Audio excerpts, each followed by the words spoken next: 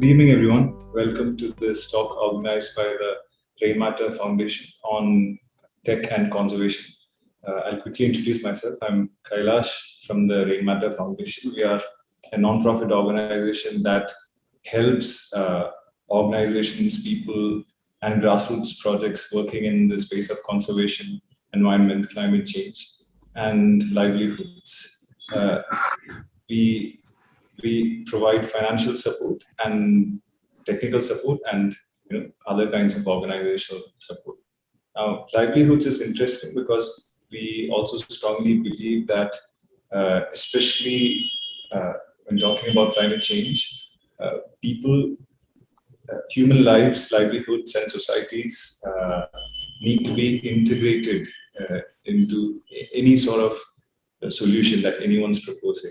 Not that there's a silver bullet solution, but without people being taken care of, without livelihoods being integrated into whatever solutions are being proposed in these contexts, it's going to be really difficult. So that's an integral part of our thesis. Now, coming back to tech and conservation, I personally am of the belief that climate change is not a tech problem. It's a far more complex societal and political problem. We have Samir, Rainmatter Foundation CEO.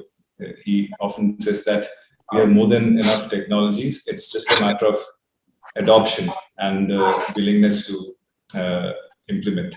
But that said, tech, like many other tools, is an absolutely important part of any sort of attempt at mitigating climate change or enabling conservation. Sorry, could all the participants please mute themselves? Sorry. So it's important to consider tech as a tool and not really the solution.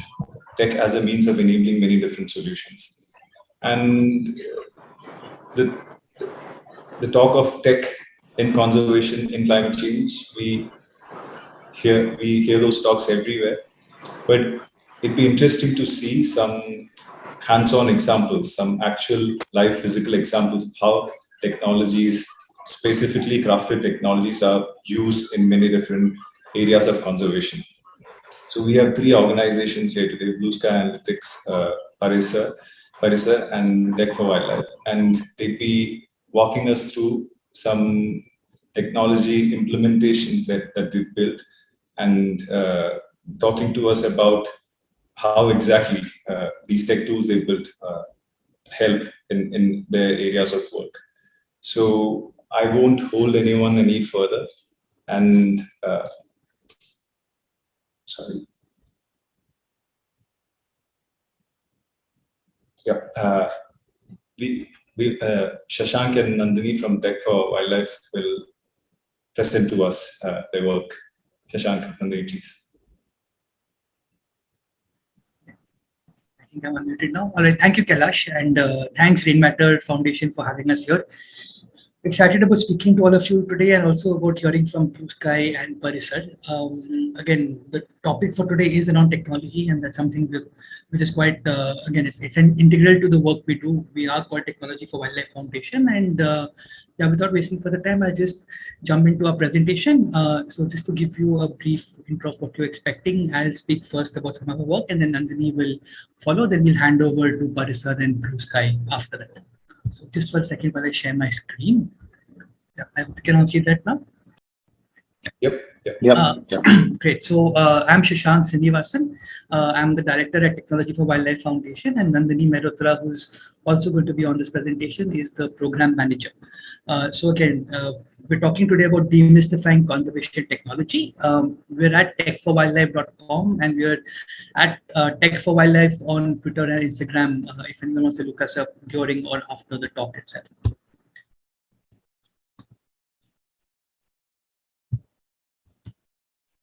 So our mission is to amplify conservation impact, which we do through the use of appropriate modern technology.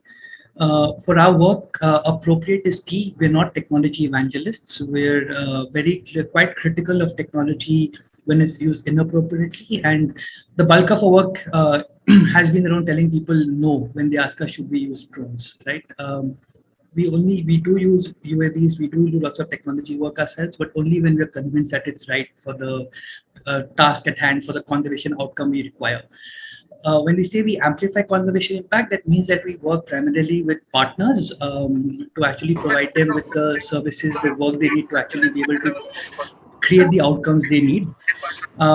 We also do some of our own projects, but those are designed to actually help the broader conservation ecosystem as well. So while we might not be working with partners directly, the tools you're building are to be used by the people to actually do the conservation work they want. There are two quotes which actually drive most of our work. One is by William Gibson, the father of cyberpunk. He wrote a book called Neuromancer in the early 80s, which was seminal, talking, especially looking at the metaverse, what Facebook is looking into doing today. And what he said was that the future is already here. It's just not evenly distributed.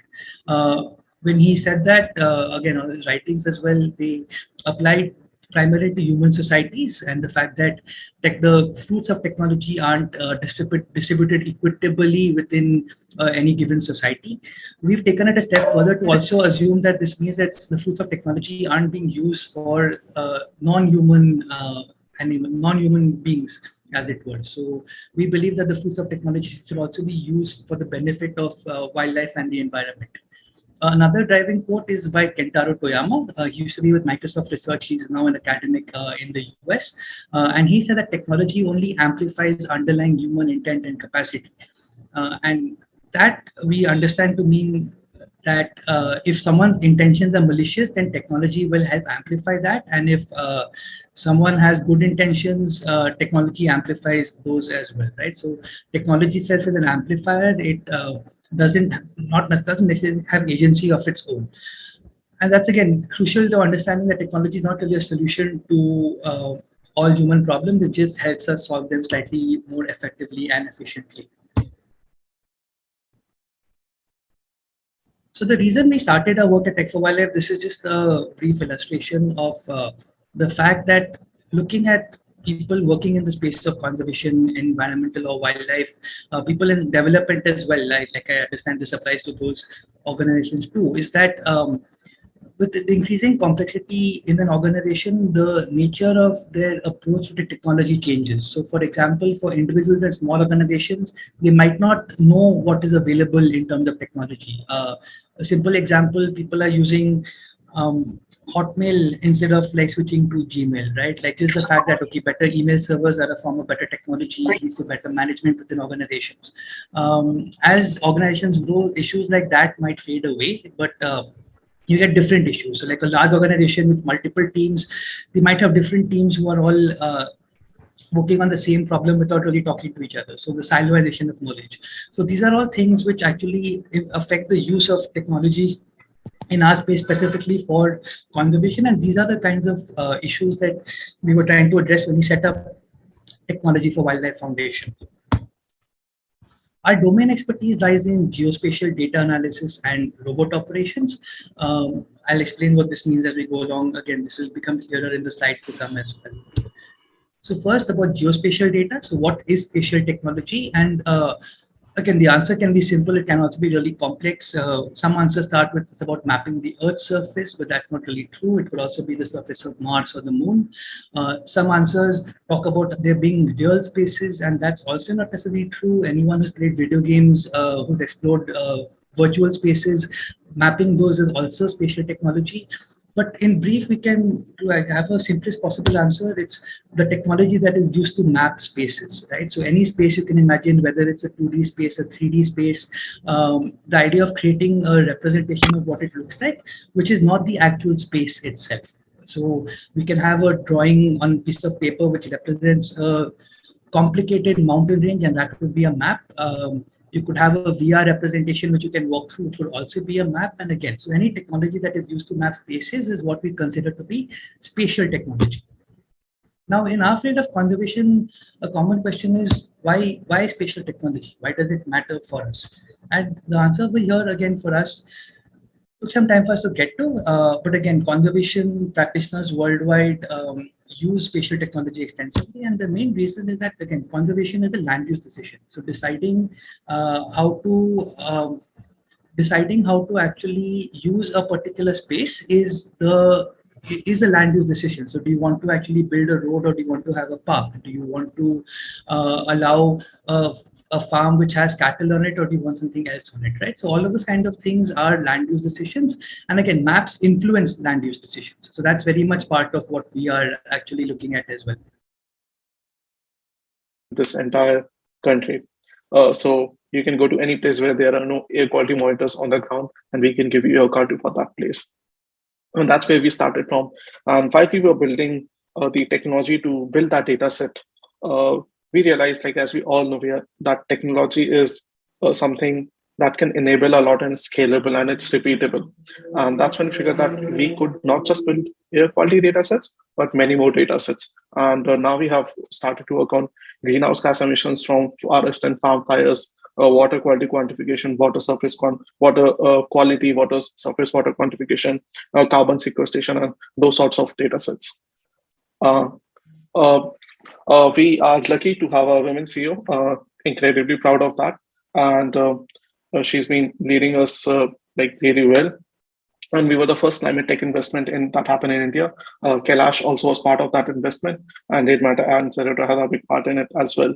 And before that, like honestly, when we started, people were very confused that they wanted us to go to an NGO route or something.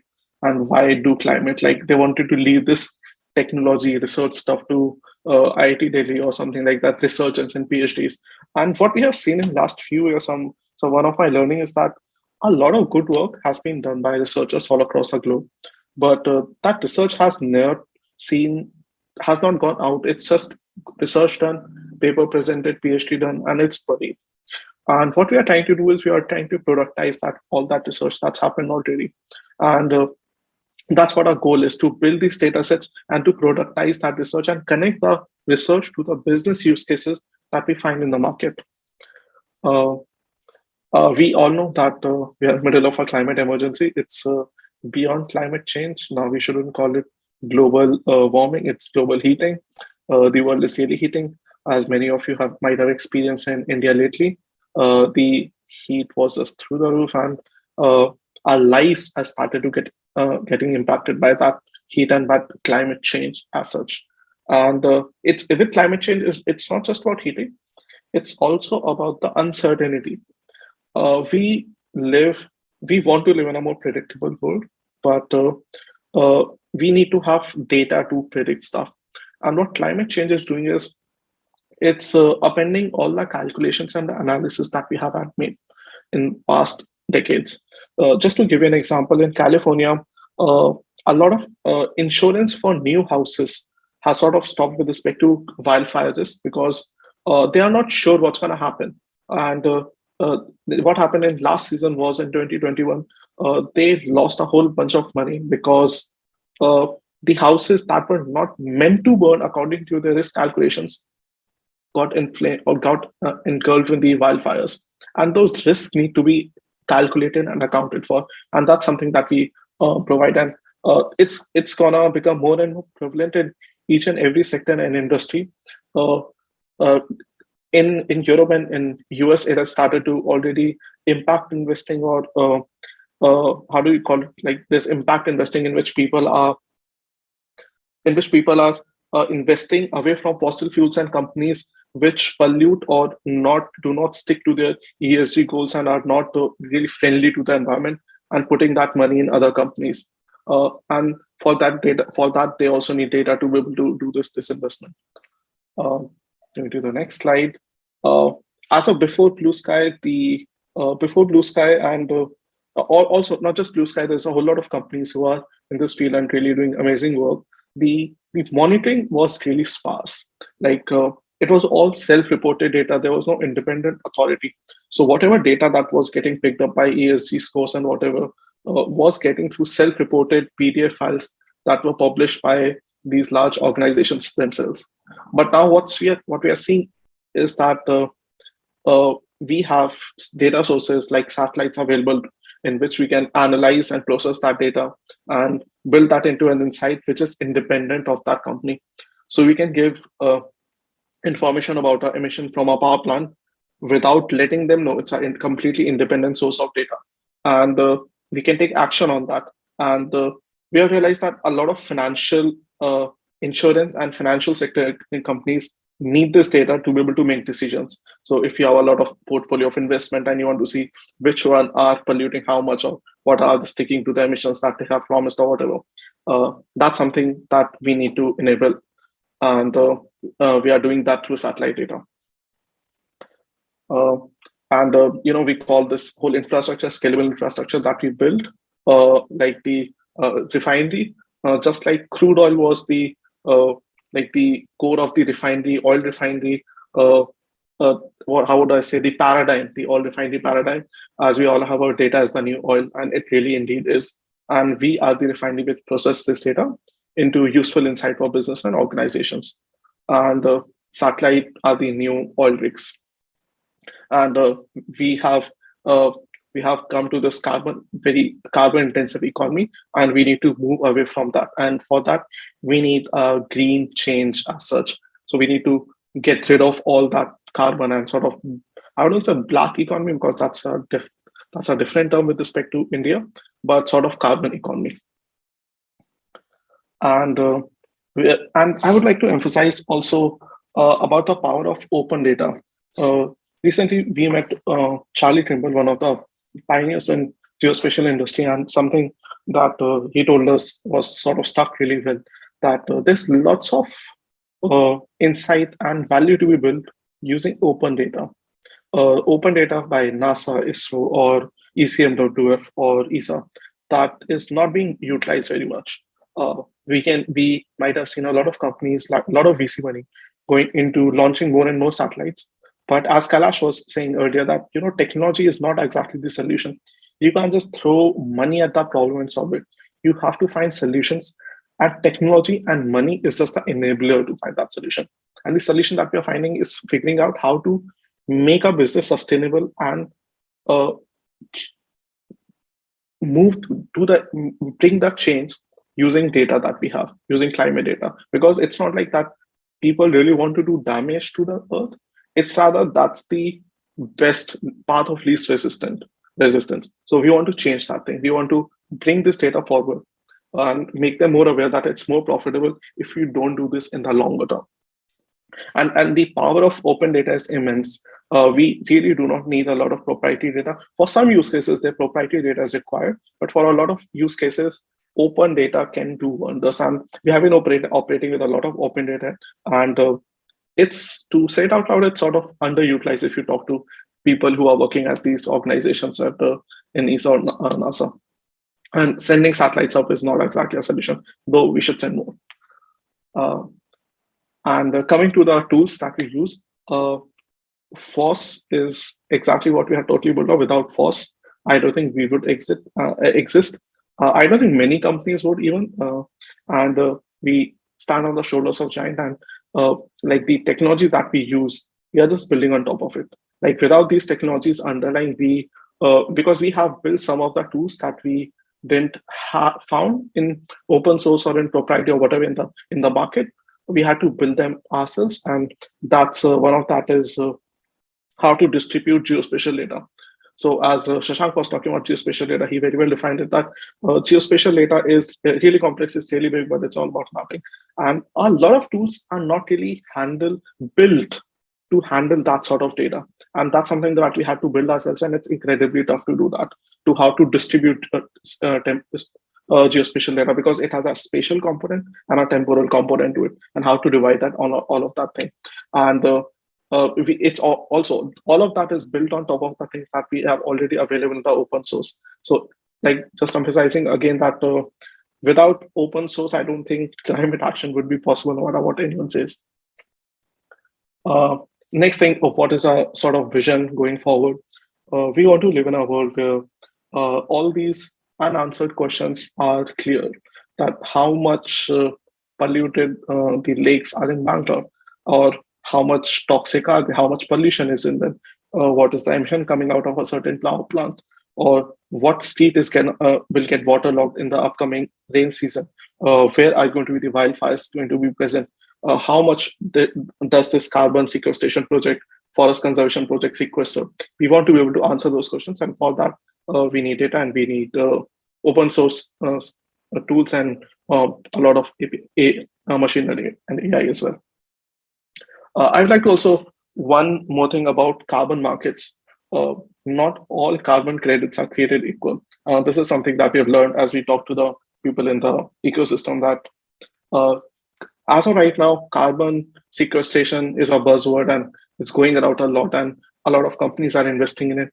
But what we are missing is that it's still very manual and outdated way of verifying and validating what's happening with respect to these carbon markets.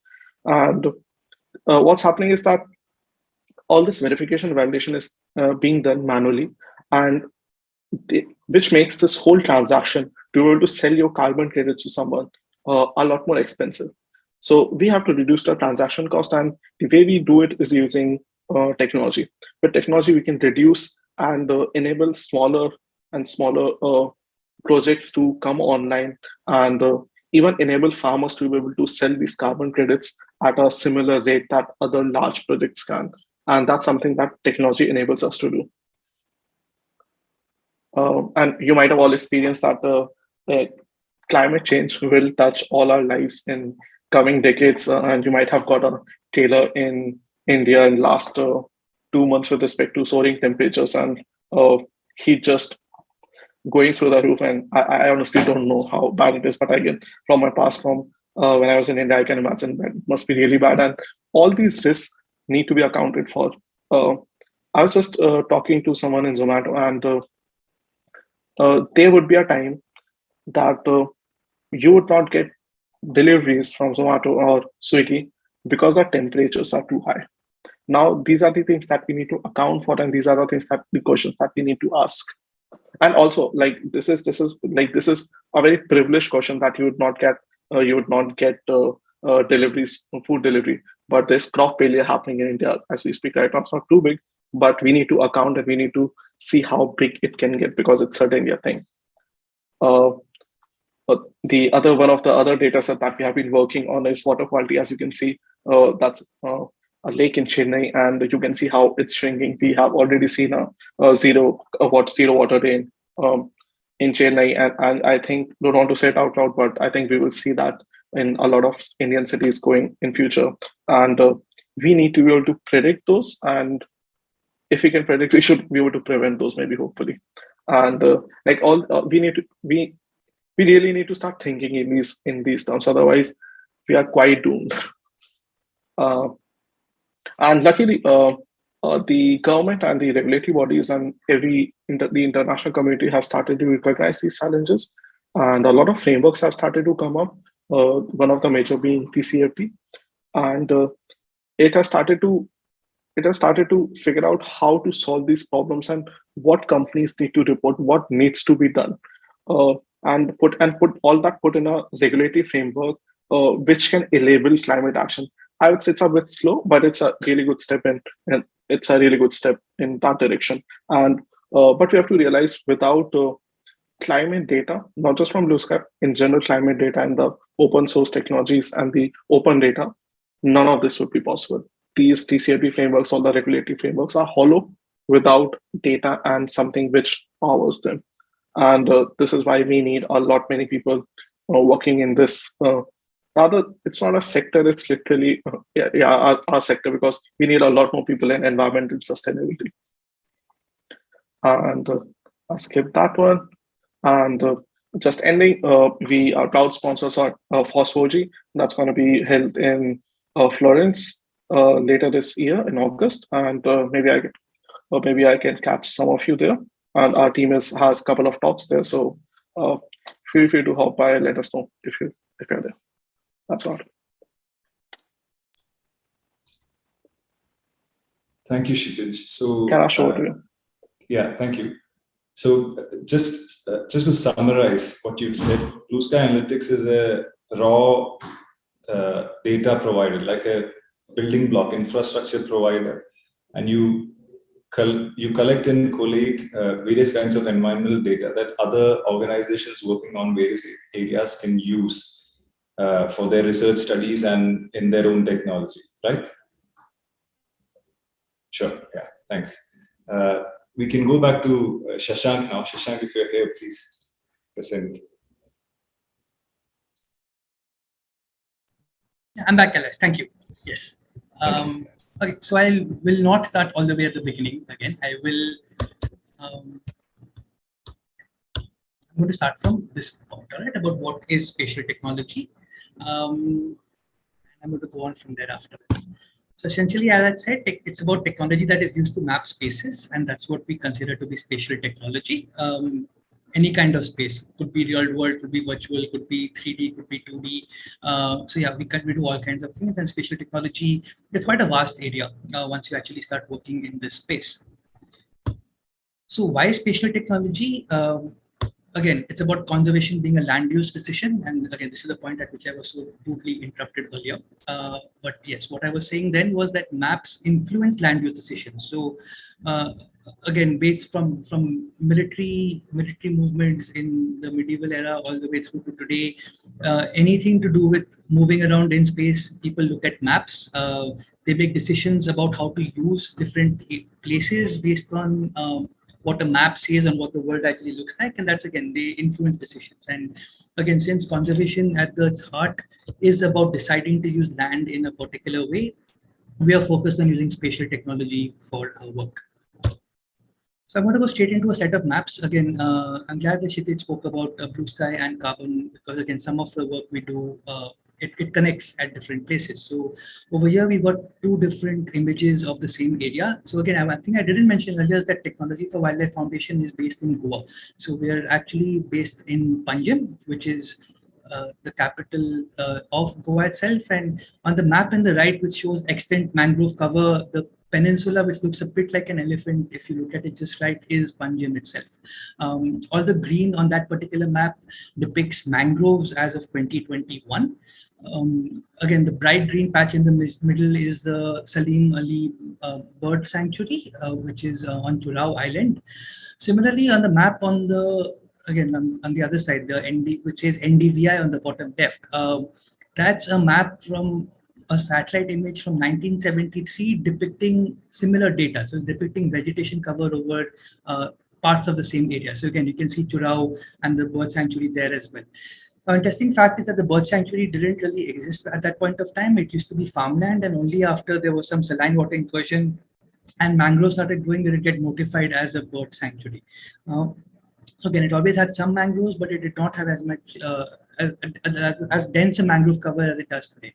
But using satellite imagery of this kind, using this kind of spatial technology, we can actually tell what a plot of land used to look like 50 years later and what it looks like today. And this is important because when you talk about conservation, one approach would be to, like, we want to go back to some sort of mythical golden era where everything was green and forested with like just animals and no people anywhere. And another is to actually be quite like realistic about what needs to be protected, what can be protected, and what should be protected going forward. And again, that's something like having maps like this can actually help make decisions about it. Again, as Kshitij mentioned, carbon, this is a map, again, of the same area, but depicting carbon above ground in tons per pixel as of 2018. Again, some math has been done on satellite imagery to actually get this kind of information. And this is what you can actually do with this kind of data. You can actually say, okay, fine, some plots of land are better suited to growing mangroves, which can sequester carbon, and others are better off as industrial estates or parking lots, right? And those are, again, land use decisions. Maps like this of carbon can also help make those, especially in the face of climate change. This is a drone imagery 3D model of a patch of mangroves, again, in the same area I showed you earlier. So we're using this kind of satellite of drone technology to actually collect information which can be used along with satellite data to give us some really interesting information about different areas of the Earth's surface. So for example, in this particular image, you can actually look at individual leaves on the tree because of the quality of the image, since you've taken it with drones, and you can do some sort of species identification, which can then be stacked up with satellite imagery to get information about a much larger area in terms of carbon, in terms of number of trees, in terms of biodiversity of mangrove species as well. So again, we've got this whole stack of technology from drones all the way up to satellites, and we can process all this data with different forms of technology to actually get material which can be used to actually influence decisions. This is a drone image of Morji Beach in North Goa. So in the foreground, you can see all the small sunbeds and tables on the beach itself. Those are beach shacks, part of Goa's vibrant tourism industry. This beach is also a turtle nesting beach. So you have olive ridley turtles coming up and nesting on this beach again in the late winter, early spring season. Now, again, tourism and turtles have to share this beach, deciding how far tourism industry stakeholders can put the sunbeds, what they can do on the beach, as an important component of managing this land. So again, images like this help ascertain exactly how far out or how much every year the tourism industry is changing the way they use the beach. And we also have drone acquired maps of this sort, which is of the same beach, which actually depict the topography and geomorphology of the beach itself. You can actually, on a map, put down where the turtles are found, put down where the shack owners and the sunbeds exist, and then make concrete detailed management plans. So again, this work was for the Goa Forest Department, and we're hoping to repeat this every year. I'm now going to talk about Mole National Park and Wildlife Sanctuary. Again, its official name is the Bhagwan Mahavir National Park and Wildlife Sanctuary in Goa. It's in the Western Ghats. We've been working quite a bit on this in the past couple of years. And again, for us, it's a clear example of why spatial technology is useful for conservation. Again, we use maps as a service. So all of this work was done in the service of the Amche Mole campaign and the Goa Foundation in their work to actually help protect Mole from a disruptive development which was being planned through it. So this is a 3D image, a 3D map of Mole National Park and Wildlife Sanctuary itself.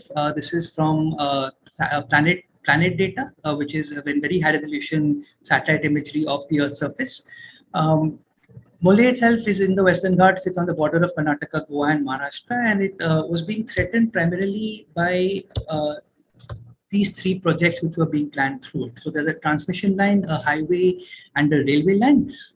The highway and railway line already exist, and the plans were to expand both of them, while the transmission line was to be cut through pristine forest in the Western Ghats itself. Again, Kshitij mentioned open data, and we use lots of public data in our work. So this is what the actual data from government websites like about forest clearance actually looks like. So it's quite dirty in that it's messy data, it needs to be cleaned up. And again, all these different lines, different colors, they represent forest clearance applications in the part of Goa which we were interested in. To actually clean it up and map it out, put it onto nice georeference survey of India maps. So now from the messy data earlier, it's become all these red lines on these maps instead, which is a little more understandable. Each red line again represents a section of land for which forests might need to be cleared. Again, the applications to the government to actually clear forests, and that's what is represented by these red lines. This is what, again, from an ecological perspective, we believe would happen to Mole if the projects were allowed to go ahead as planned. It's already partially fragmented with the existing infrastructure. We believe it will become completely fragmented. There'll be no movement or very little movement of wildlife from one fragment to another if all three projects went ahead as planned. Again, the Western Ghats are important for water security as well. All of Goa's water, the fresh water comes from the Western Ghats in some form or the other. This could have impacts on the water, especially because all the little red dots depict water treatment plants in Goa, which again depend on fresh water, which in turn comes from the Western Ghats. This kind of map was used to actually make the argument for water security in Goa, which is again going back to the fact that conservation is about land use. Do we want forests to be fragmented by railways or highways, or do we want them to remain intact so they can provide water to our generation as well as generations to come? a zoom up of another area which is right outside Mole. So the little polygon depicts an area of cleared land, which was cleared again sometime in late 2019, early 2020. The red lines emerging from it depict different transmission lines. The one on the east goes through Mole, the other two go to other parts of Goa. However, the interesting thing is that this polygon itself represents a type of land known as private forest, which again might not be owned by the government, but still is forest land and cannot be cleared. But this is what the image looks like, and this is what the ground reality was. So again, you can see what it would have been like if the trees hadn't been cut down by the thick, dense forest on the fringes of this cleared patch. Now, again, between these images, these maps, they can be used to make convincing arguments for just for what is happening on the ground, not even for what the impacts of this are. So again, these images, these maps were shared with the Supreme Court, and again, the highlighted area talks about how they were severely unhappy with the felling of 3,000 trees at Sangod, which is what this little site is known as.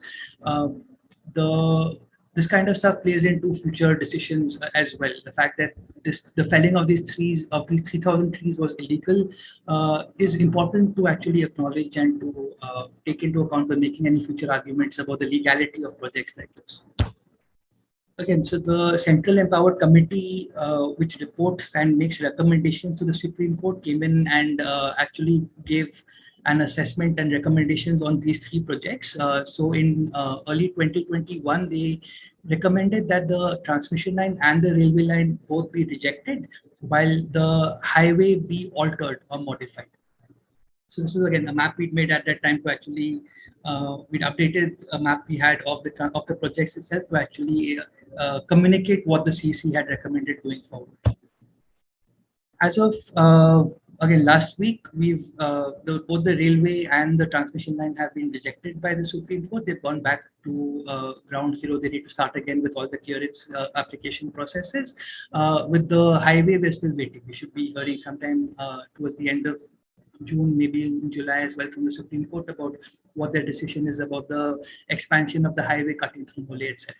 All this is for us to show that again, understanding that conservation can be aided with spatial technology, that you can actually use spatial technology to create positive conservation is important. And again, it's very much part of what we are interested in and what we are keen to working on.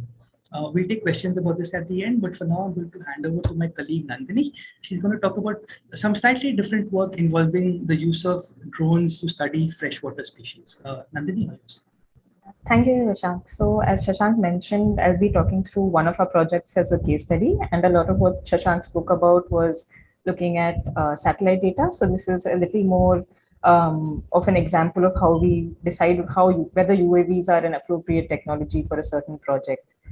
So next slide, Shashank. So the purpose of this project was to do a very fine-scale study of the Gangetic river dolphin and gharial in a regulated water system. So these two species fall into endangered and critically endangered categories respectively. And unlike protected areas like forests, freshwater systems are generally managed from a utility point of view. So for meeting irrigational industry, drinking water needs by quota. And water is already so strained to meet these needs that after that, looking at ecological needs is generally not a priority. So the idea of this project was to better understand how these species use their habitat and observe how it's affected by the changed flows and regulation of water. And then to communicate this information that might allow for better integration of ecological aspects of the river within its management. Next slide.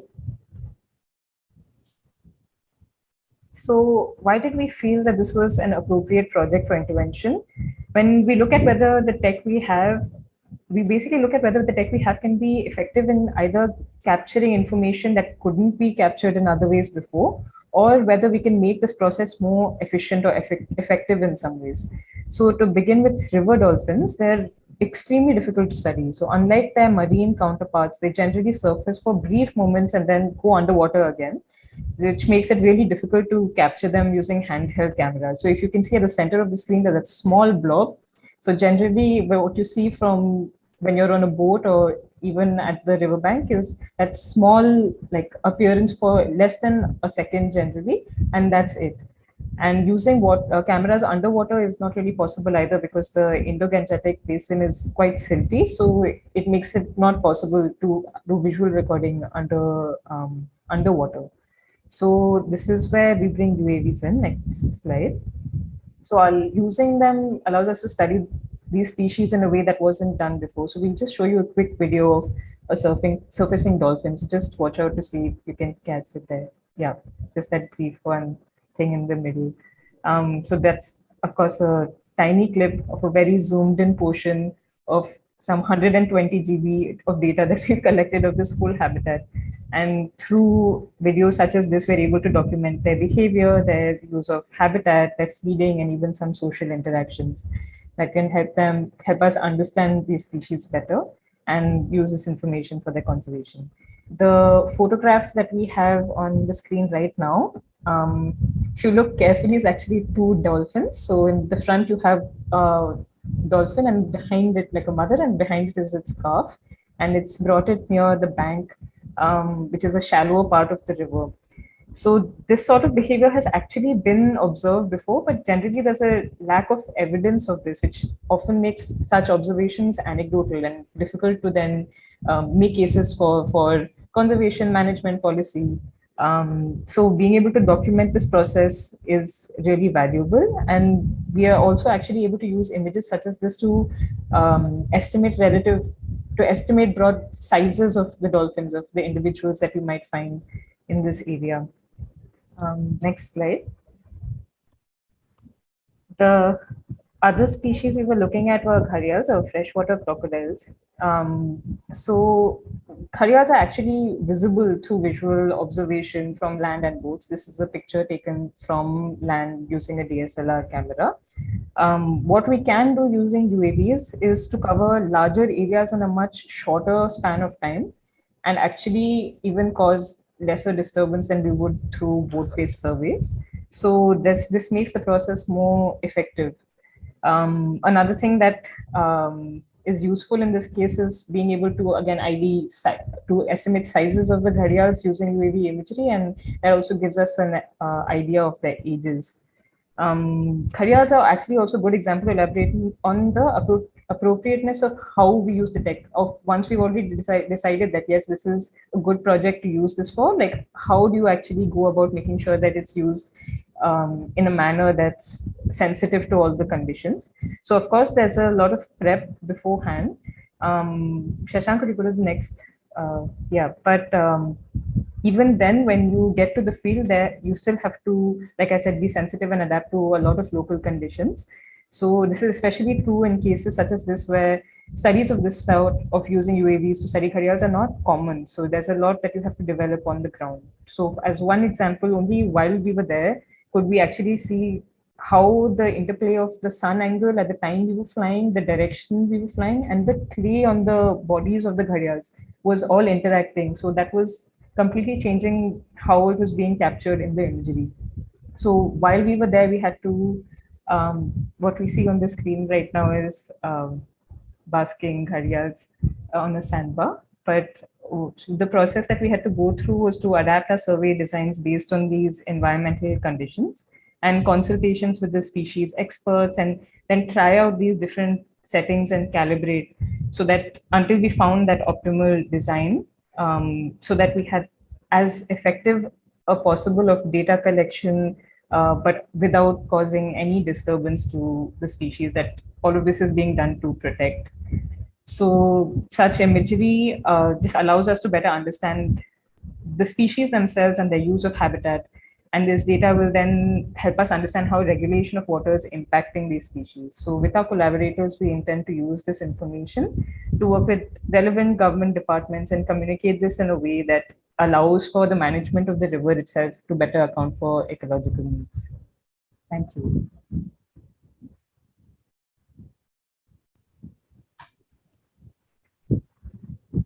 Thank you, Shashank. Thank you, Nandini. That was fascinating, absolutely fascinating, but also saddening that to do all of this to prevent wholesale destruction rather than improve.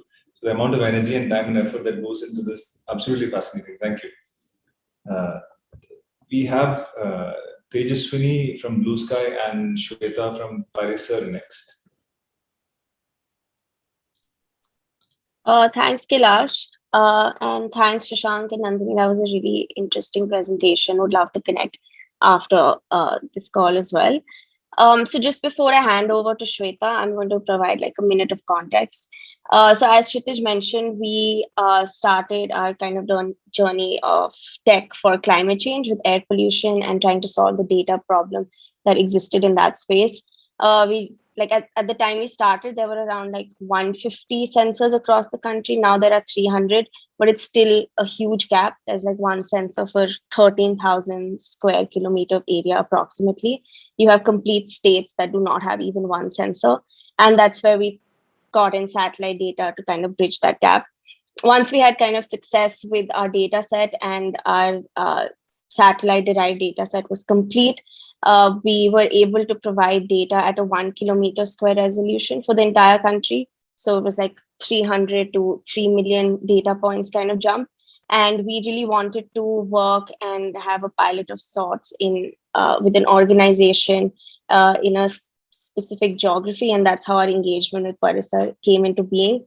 One was, of course, that we wanted to see if we could overlay our data set in, say, the city of Pune, see how it compares with the satellite data, see if there are locations or hotspots that would otherwise go amiss that we are able to identify, and also kind of challenge the narrative that existed that air pollution is only a kind of Delhi problem or a North India problem, but it affects the entire country. So since then, like Parisar and Blue Sky, we've been working together post the pilot. They're now using our APIs to power their own dashboard, their air quality monitoring dashboard. So I'm very excited to have a look. Even I've not seen it before. So yeah, over to you, Shweta. Thank you, Tejasvini. So before we go to the dashboard, I'll just like to give a brief introduction about Parisar. So Parisar is an organization working for sustainable urban development since 1987 and based out of Pune. Our focus areas, as I said, it's a broader umbrella of urban development, sustainable urban development, but we are focusing, over the years, we've focused on sustainable urban transport, road safety, air pollution, and heritage conservation. When it comes to air pollution or air quality advocacy, I think that's a subject in which you cannot be technology averse, if at all somebody is not comfortable with technology. But air quality is something in which, it is a technical kind of a subject. And the very nature of that, I think I agree with Kailash, what he said in the introduction, that, technology is a tool basically towards a certain end. And that was something that we repeatedly came across in our, engagements with the government, in our engagement with the authorities. We're trying to do something with technology, but not looking at it as a tool, looking at it as an endpoint. So just to give a small example, 2 years ago, we did a study of smart cities in Maharashtra, 6 smart cities in Maharashtra, which were also non-attainment cities. So cities which do not conform to the national ambient air quality standards. And we wanted to see how their smart city corporation was approaching the issue of air pollution. And in all these cities, we saw a trend which basically what they were trying to do was setting up these, monitors, X number of monitors. In Pune, we have 50, and I think Aurangabad, they were setting some 19 or 20. But when we asked them, okay, you're setting up these monitors and these are going to capture this, oxides and ozone and humidity and temperature and whatnot. What are you going to do with the data? And they had no answer. So that gap that Kailash mentioned in the introduction itself, I think that exists. And when we actually engaged with Brizo, when we actually engaged with Blue Sky Analytics and they came up with this dashboard, which was Brizo for Pune, that was really our first, brush with technology and air quality. And that also gave us sort of a sense of what we could do with data, with the amount of data that Pune already has when it comes to air quality.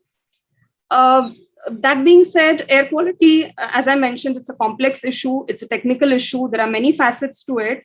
And it's an issue which affects everyone at the end of the day. But even then, you do not see it on the priorities of, the corporation or the political manifestos, or even citizens for that matter. Citizens are also more keen about rasta hai, pani hai, and all of those other things. But air quality, I think, apart from northern states, I think in Pune, if you ask anyone, any random person, they'll be like, nee, air is good. But actually, Pune is one of the 132 non-attainment cities.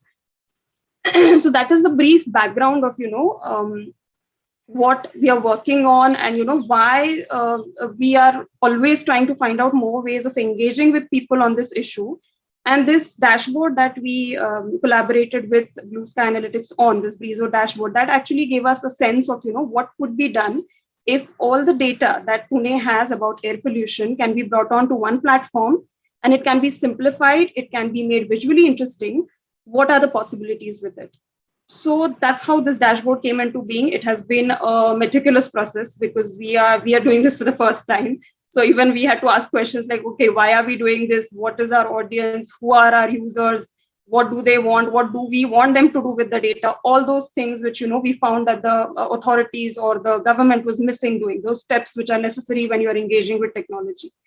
So that's the introduction or the basic, intent behind developing this dashboard. I am going to take you through the dashboard, but I want to give you a disclaimer that this is a work in progress, and it's still being developed. And I just got a live kind of a demo thing just so that, I can walk you through this. I would request all of you to just look at it as a demonstration and just to think about possibilities that can be possible from a visual representation like this. So I'm just going to share my screen.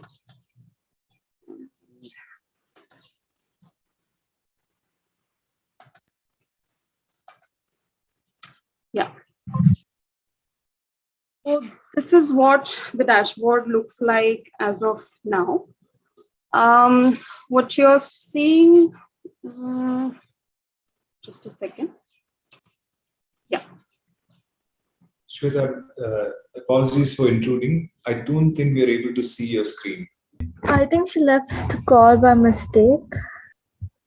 Yeah, again, apologies for that disruption, but while we try to get Shweta back, I'd just like to comment. I think the emerging theme here really is data, whether you're a citizen, organization, or the state, to have to do meaningful actions, be it for climate change or conservation. You really need access to quality data, many different kinds of, it's a geospatial data, even high quality maps, air pollution data.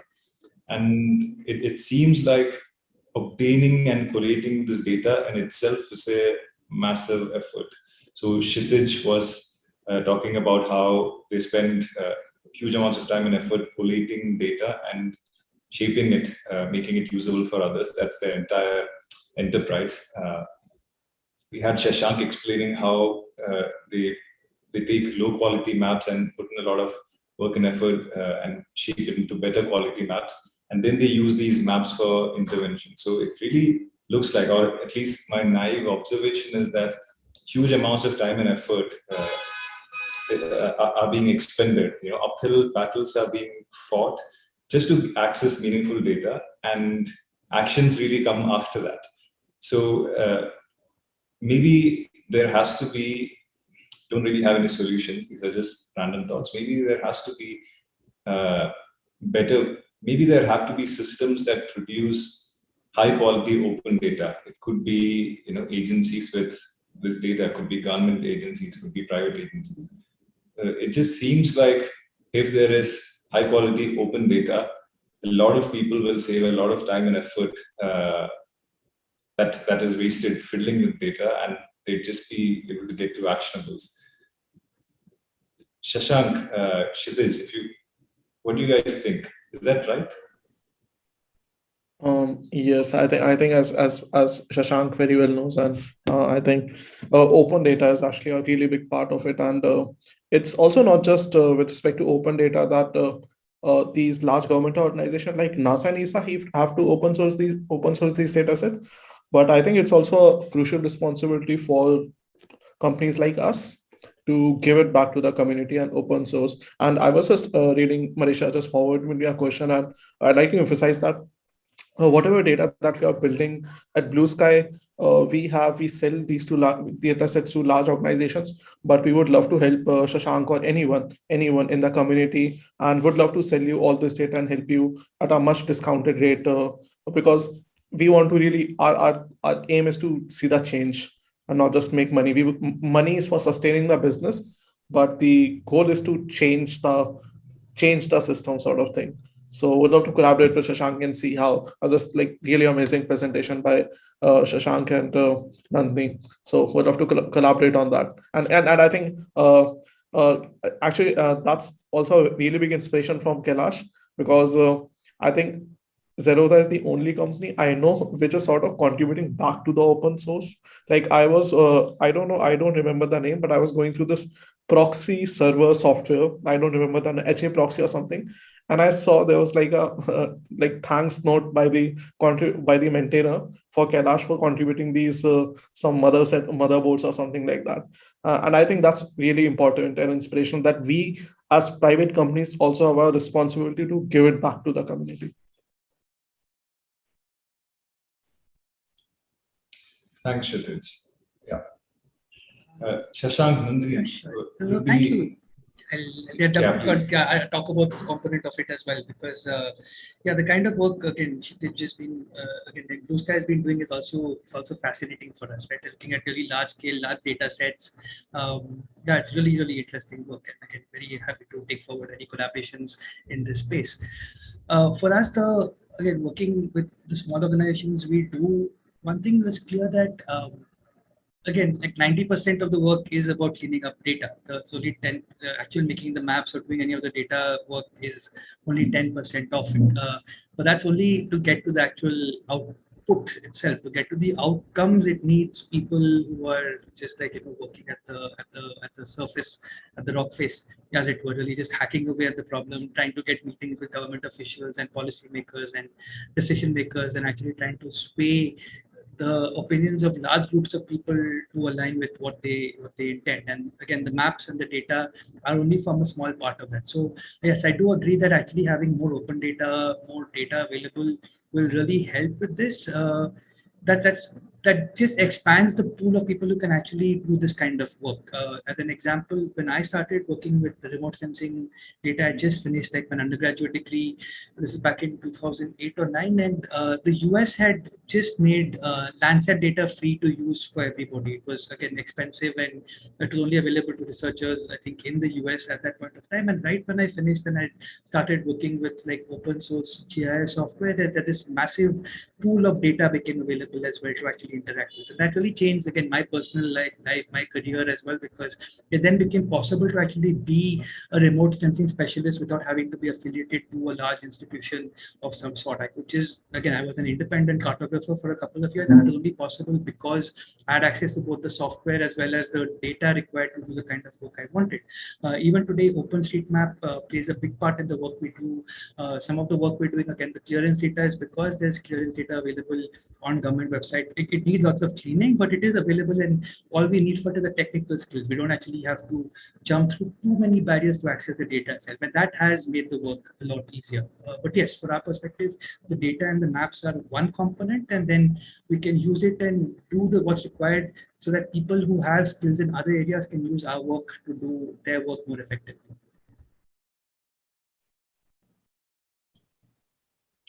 Yeah, thanks, Shashank. So that has been, as an outside observer, with the organizations that we've spoken to at Trade Matter, it really looks like a lot of time and effort spent just fiddling with data, fiddling with software before people can really get to focusing on the work that they set out to do. Hopefully that changes. OpenStreetMaps, absolutely, it's a hugely valuable resource for humanity in general. So thanks for that. I think Shweta is still trying to join. I'm sure, but you received. I think we could just open up the floor for a Q&A. If anyone has questions, if you have questions, please post in the chat box. I think Shashank, you received a question. I think I can see that, the one about the Western Ghats, right? That's I think the question which I can see is about, can this Western Ghats data be available to convince locals to engage? So I can be like, yes, the Western Ghats data itself is available. All the data we've used is actually publicly available. So if I go back to any of the Muley maps, the satellite imagery is either from Planet or from Landsat or from Sentinel. Just to explain that slightly better, Landsat and Sentinel data are both free to access and use. Planet imagery is not, it is commercial imagery, but there is something called NICFI. So that's the Norway's Initiative for Climates and Forests. Right? So it's NICFI, and it's essentially a way for people who are working on tropical forest conservation to access Planet imagery. So you actually have to fill up a form on the Planet website, and then depending on if your application is approved for the reasons you've given them, you will actually have access to the imagery both in again QGIS, which is open source software, as well as ArcGIS, which is proprietary software. So you can actually access all the satellite imagery we've used in our maps through one of these three sources. The actual data underpinning the map is of OpenStreetMap, as I mentioned, or of the forest clearance data from the Government of India, which again, both are publicly available. So all this data, it might take some work to assemble it into a map itself. And again, we'd be happy to talk about it and help you out with that component. But yes, the data is available. About convincing locals, that's slightly harder, because you might have the map, but are you going to be able to use that on its own to convince locals? And again, that's probably unlikely. It's going to be part of a much larger engagement strategy, which again, people who are embedded in the ground, embedded in communities, have those skills in place. And yeah, I think that's definitely something a map will help with. But yeah, we'd be happy to engage with that further over email as required. Thanks, Shashank. I think Shweta's managed to join again. Yes, and I'm really sorry for that thing. My laptop just conked off. So I'll just start where I left, and that was at the dashboard. Yeah, so this is what the work in progress dashboard looks like. It's still to be aesthetically, done better and all of that, but just to get a sense of, all of the things that are going into this dashboard. So primarily, we decided that we want to keep it simple as of now, because we want this to capture the interest of people and not confuse them more. So we've only focused on PM 2.5 pollution, which is particulate matter pollution 2.5. Fortunately, Pune has a range of sources of air quality information. And that was something that helped make this dashboard a little more fuller, if I can say so, but it could also be confusing for some people. But what we are looking at here, the tabs over here, these are the 4 sources of information of air quality that you will be seeing when you come to the dashboard. The map that you're seeing just below it is the map of Pune, the administrative map of Pune, and the smaller wards that you are seeing are the administrative wards of Pune. Now, this map, the actual thematic representation of this map is being done thanks to the data that we are receiving from Blue Sky Analytics, which is the satellite-based data. We can get into the technical part of how you're deciding what is the reading for one ward when the ward sizes are different and all of that, and I'll be happy to answer those questions, but later. So I think immediately when you see the map, what you're seeing is the colors. And that is something that's what we really wanted to bring out, a visual representation of air quality, of air pollution, which will immediately strike a range of stakeholders. Not just, this kind of a map immediately appeals to a lot of stakeholders like political representatives, it may be officials, it may be citizens, it may be students. So that is the power, I think, of visual representation that is done right. And this is what you're looking at when it is when we are getting the air quality data in a visual format. So as you can see, there are some wards which I think most of Pune is above 20, which is dangerous to your health. So that is why the color representation itself conveys a message which is otherwise difficult to communicate through a lot of words.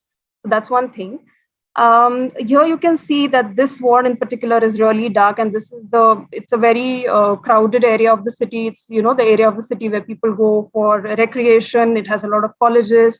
So what the point we are trying to make by this is the fact that supposedly if I'm living in this ward and I see that, my ward is like really polluted, it's way more polluted than the other wards, that communication or that information is instrumental for me to try and know more about, okay, what is happening in my ward, or what is air pollution, or what is PM 2.5. So we are actually looking at the dashboard as a sort of, a starting point of more engagement for a lot of stakeholders. So that's what is going on with the map. Apart with the map on the right hand side, if you see the graph that is on top, there we are showing the top 3 wards, as in the cleanest wards and the most polluted wards. So this is again something which is very simple information, but that kind of information generally is useful for creating interest among a variety of stakeholders. So imagine going with this dashboard to a corporator who is a political representative of a ward, and showing him that your ward has, has been polluted consistently for the past these many months. So do you want to do something about it? What can you do about it? So it's a great starting point to actually engage with a lot of people. So that is what is happening with the satellite-based data that we are getting from Blue Sky Analytics.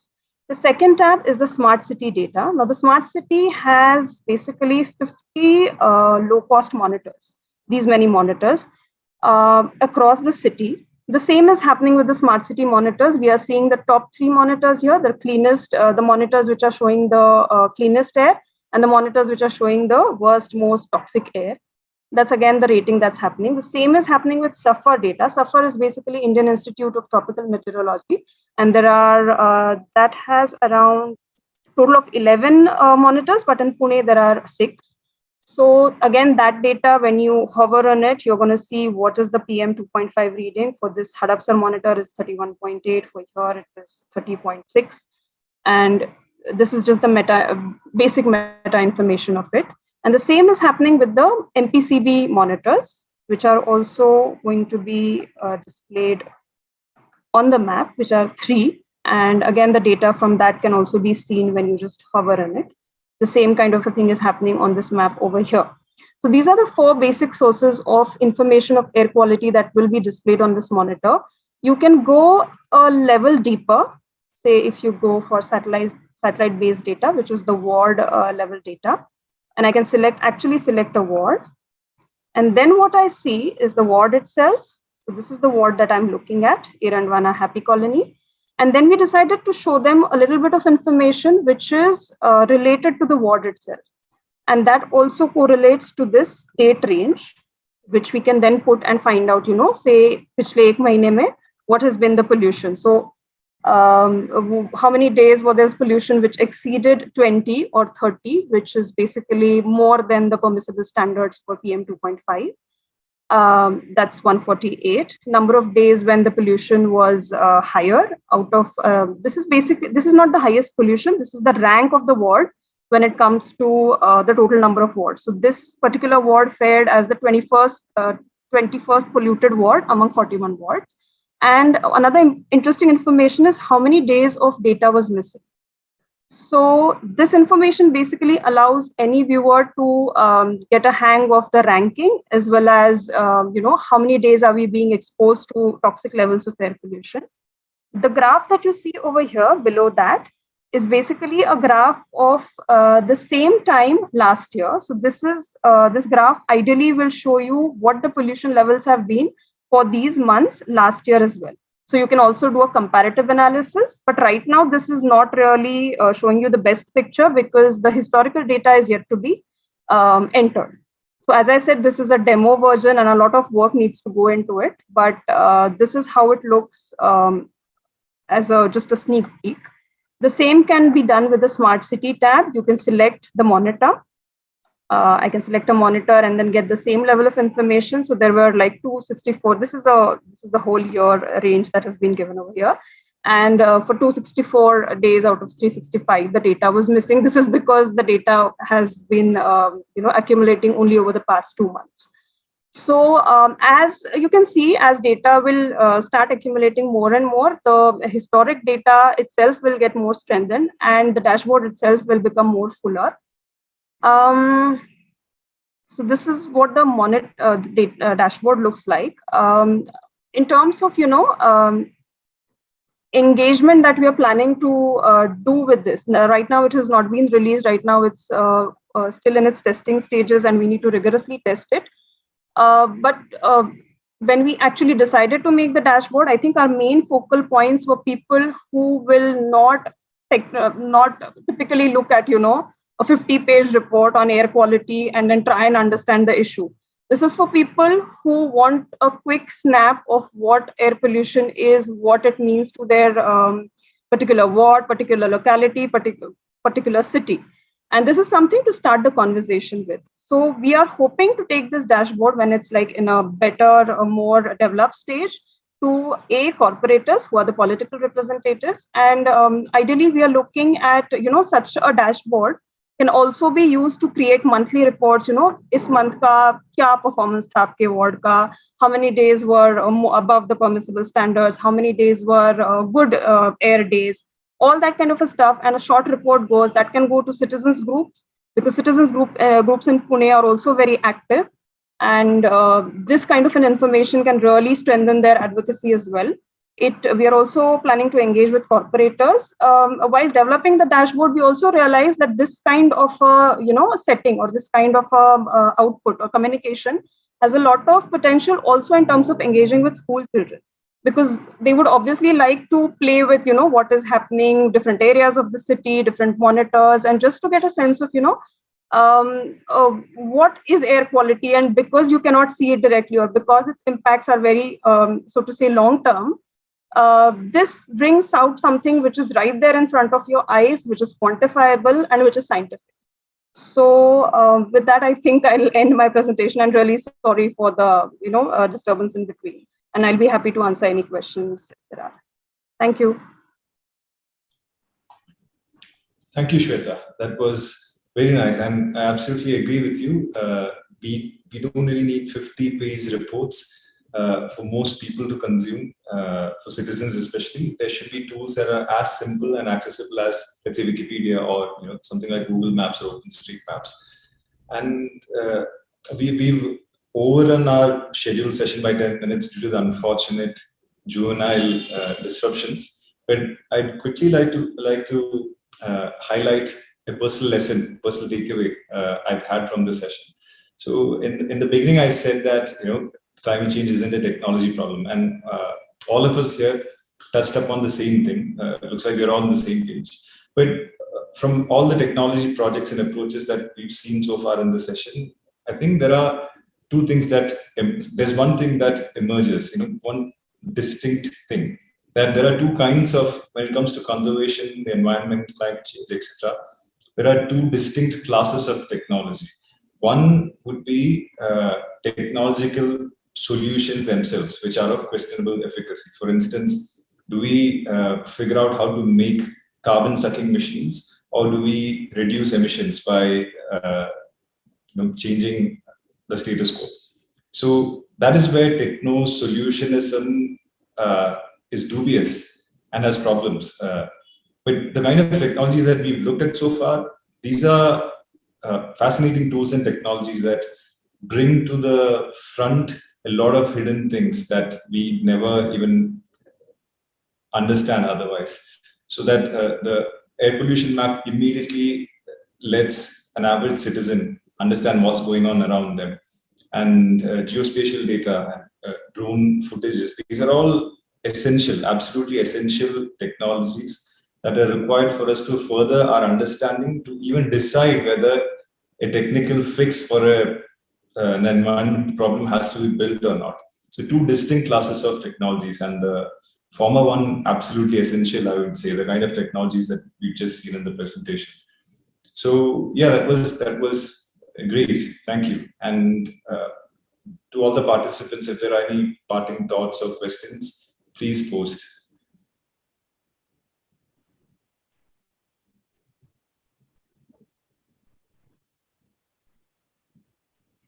Thanks, Kailash. I've got a couple of questions on actually getting started with GIS software. So I'll just answer them directly to the participants who asked me that. But just to summarize, I've been asked a couple of times about how to get started with GIS and actually doing any work with spatial technology itself. And again, I recommend using something like QGIS, which is open source. It's free and open source software.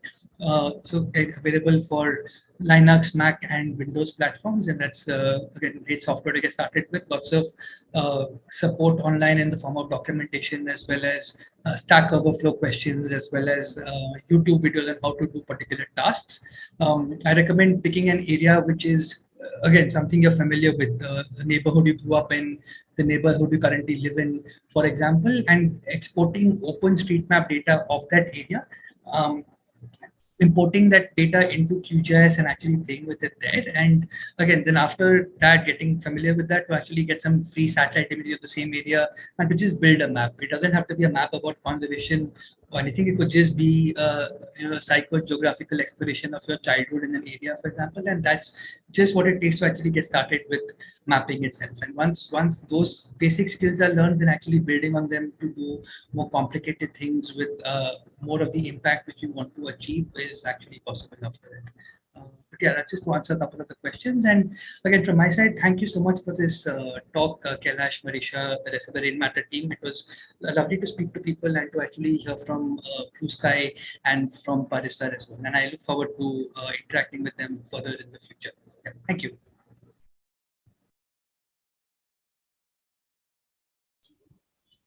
Thank you, everyone.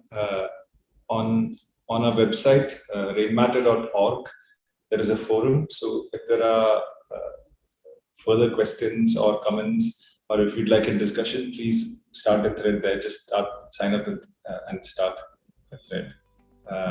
That would be it. Thank you and good evening. Thank you.